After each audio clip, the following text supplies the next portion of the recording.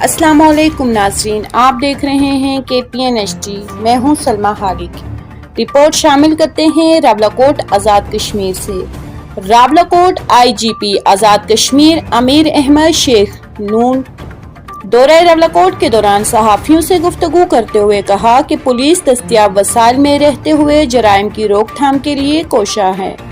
منشیات معاشرے کا ناسور ہے، اس کے خاتمے کے لیے میڈیا، وکلاء اور ہر باشعور شہری اپنا کردار ادا کریں اور پولیس سے تعاون کریں۔ ہم نے پولیس اور عوام کے درمیان دوریاں ختم کر کے فرینڈلی ماحول بنانے کے اقدامات کیے ہیں۔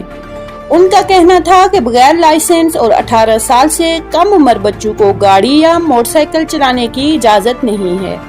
سختی سے عمل درآمد ہوگا، بالخصوص 18 سال سے کم عمر بچوں کو ڈرائیونگ سے روکا جائے گا۔ اس سلسلے میں والدین تعاون کریں۔ مزید نیوز اپڈیٹس کے لیے دیکھتے رہیے KPN-HD۔